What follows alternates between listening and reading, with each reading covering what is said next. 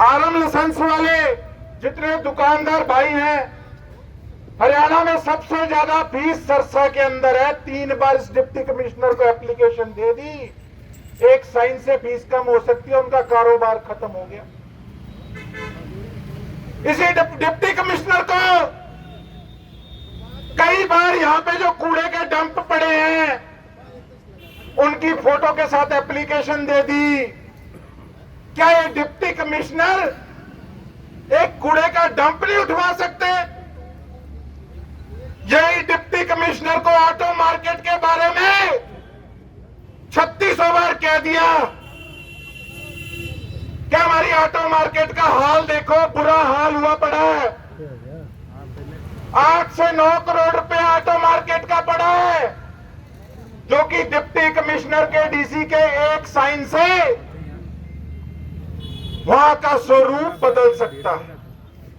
पर deputy commissioner साहब ने कभी इस चीज की खेचल नहीं की।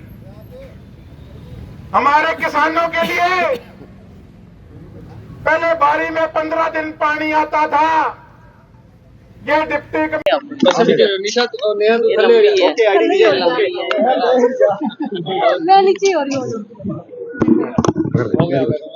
मैडम दिशा की मीटिंग हुई, कितनी एजेंडे थी, क्या कुछ इसमें एजेंडा जो हमारा होता है, पिछला जो कार्रवाई हुई उस पर भी नजर डालते हैं और आगे के लिए अभी तक का क्या काम हुआ है और आगे की क्या प्रोजेक्शन है।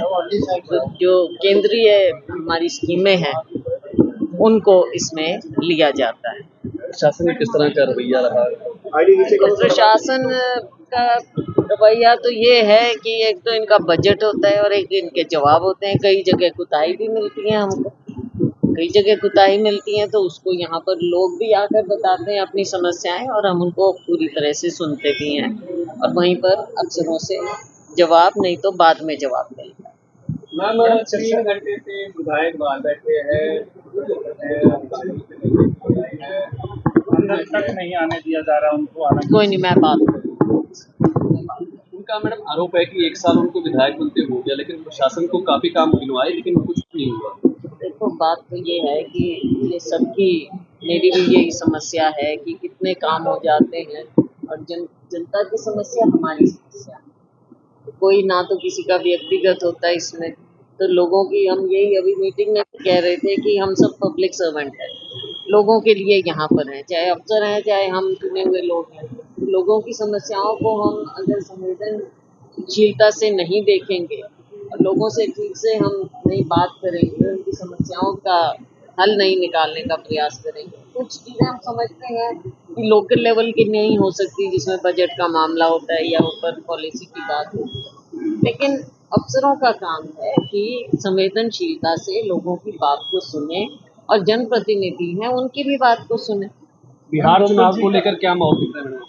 बिहार चुनाव में आपने देखा कि किस प्रकार से अब भाजपा पूरी तरह से डेस्परेट हो चुकी है।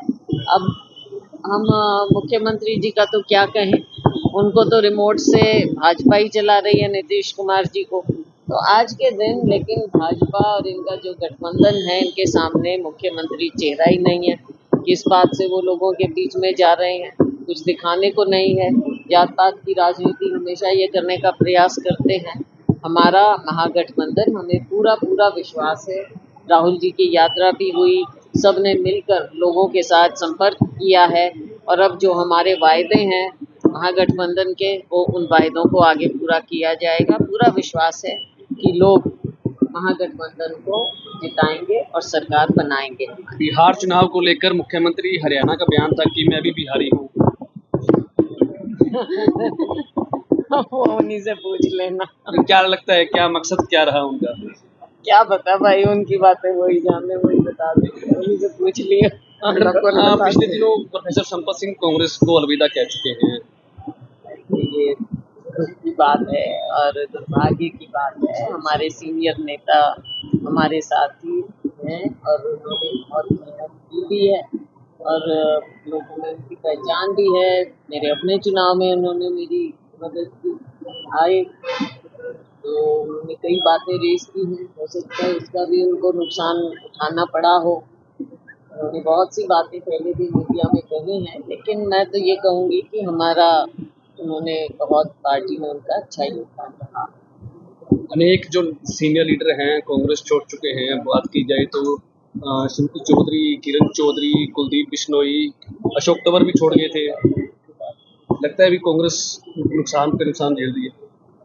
बात ये है कि मेरी अपनी सोच ये है कि जो पार्टी में होते हैं, पहले पार्टी में अगर अच्छा समन्वय हो और होना चाहिए, लेकिन कई बार उसको इतना गंभीरता से नहीं लिया गया पीछे और दूसरे लोगों को अंदर लाने का ज़्यादा प्रयास रहा।